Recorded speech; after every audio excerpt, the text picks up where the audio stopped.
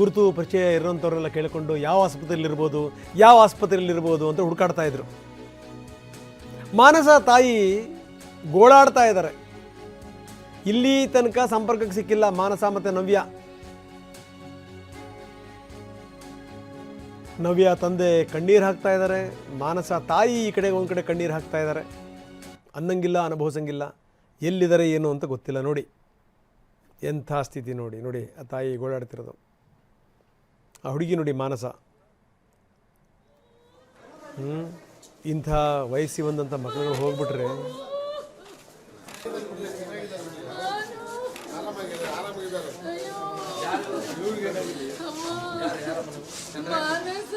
ಮಾನಸ ಇಲ್ಲಿಲ್ಲ. ಮಾನಸ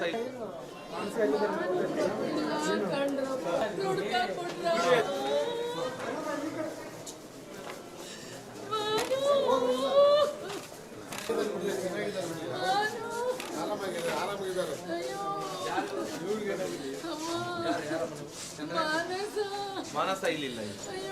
ಮಾನಸ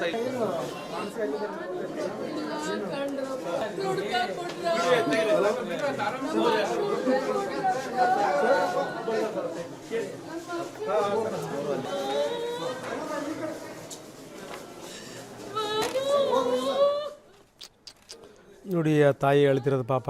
ಮಾನಸ ಅಂತ ಅಳ್ತಾ ಇದೆ ತಾಯಿ. ಮಾನಸ ಇಲ್ಲಿಲ್ಲ ಅಂತಂದ್ರು ಆಸ್ಪತ್ರೆಯವರು.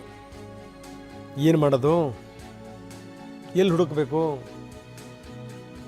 ಕಾಣೆಯಾದವರ ಕುಟುಂಬದವ್ರನ್ನ SP ಭೇಟಿ ಮಾಡಿದ್ದಾರೆ. ಮೃತದೇಹವನ್ನು ಗುರುತು ಪತ್ತೆ ಮಾಡುವಂಥ ಕೆಲಸಗಳು ಕೂಡ ಶುರುವಾಗಿದೆ. SP ರಂಜಿತ್ ಬಂದಿದ್ದಾರೆ. ಕಾಣೆಯಾದವರ ಕುಟುಂಬದವ್ರನ್ನ ಹುಡುಕಬೇಕು.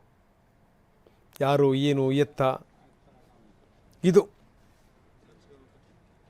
ಅವ್ರನ್ನ ಭೇಟಿ ಮಾಡಿ ಒಂದಿಷ್ಟು ವಿವರಗಳನ್ನು ಪಡಿಬೇಕು. ಯಾಕಂದರೆ ಏನಾದರೂ ನೀವು DNA ಪರೀಕ್ಷೆ ಆಗಬೇಕು ಅಂತಂದರೆ ಮನೆಯಲ್ಲಿ ಇರುವಂಥವ್ರದ್ದು ಯಾರ್ದಾರ್ದು ರಕ್ತದ ಸ್ಯಾಂಪಲ್ ಬೇಕಾಗತ್ತೆ. ಪ್ರೊಸೀಜರ್ಗಳಿದೆ ಕೆಲವೊಂದನ್ನೆಲ್ಲ. ದೇಹವನ್ನು ಹಸ್ತಾಂತರಿಸಬೇಕು. ಏನು ಉಳಿದಿದೆ ದೇಹ ಅಂತ ಹಸ್ತಾಂತರಿಸಬೇಕು. ನೋಡಿ ಇನ್ನೊಂದು ಹುಡುಗಿ ಫೋಟೋ ತೋರಿಸ್ತಾ ಇದ್ದೀವಿ. ಈ ಹುಡುಗಿ ನವ್ಯ.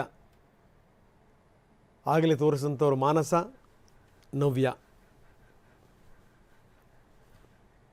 ನೋಡಿ ಮುದ್ದಾಗಿದ್ದಾರೆ ಹೆಣ್ಣುಮಕ್ಳುಗಳು, ವಯಸ್ಸಿ ಬಂದಿರೋ ಹೆಣ್ಣುಮಕ್ಳುಗಳು. ಎಷ್ಟು ಕನಸುಗಳಿತ್ತು, ಅದೆಷ್ಟು ಕನವರಿಕೆಗಳಿದ್ವು. ಕಳ್ಕೊಂಡಿರೋರಿಗೆ ಮಾತ್ರ ಗೊತ್ತಿರುತ್ತೆ ಆ ನೋವು, ಆ ಸಂಕಟ, ಆ ಯಾತನೆ.